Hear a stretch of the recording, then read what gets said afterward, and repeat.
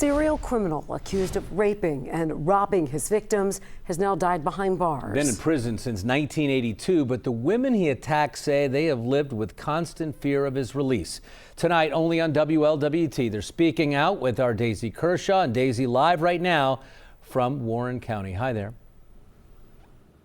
Hi, Mike. One of those cases happened here in Warren County. I talked with two women who say that Avedis Ralph Seward kidnapped, raped, and robbed them.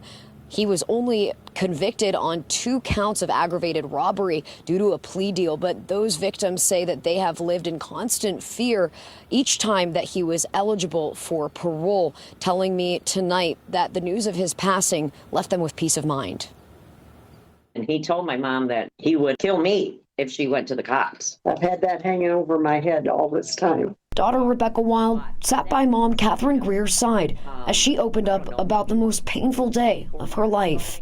The day she met Avedis Ralph Seward when he walked into the Bellevue, Ohio bar where she worked back in 1981. He had asked me if I could take him uptown because it was cold and snowy, but I got to feeling very uneasy. So I asked one of the customers, he was a big guy and very well liked, very nice person.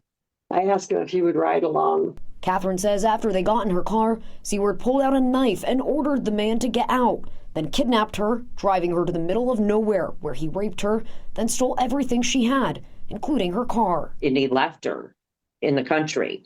And I ran up the road in the middle of the night to a house and banged on the door to let him in. And that's where the cops got called. Seward was arrested hours later and sentenced in January of 1982 for not 1 but 2 attacks in 1981. In a letter, Warren County prosecutor David Fornshell writes that Seward robbed and raped a 23-year-old woman after kidnapping her from a Franklin convenience store where she worked. Tonight, Fornshell sent a statement on Seward's death saying he finished his life exactly where he should have, in prison, separated from society. For Catherine and her family. Gave me chills when it's like, you can breathe. Catherine tells me that she and the other victim, Carla Edwards, were never given a chance to speak in court and were not told about the plea deal dropping those other charges. Both women saying that they feel he should have been given a longer sentence, but also saying that today's news of his passing does mean he ultimately served life behind bars. Reporting live in Warren County, Daisy Kershaw, WLWT News 5. Daisy, thanks so much.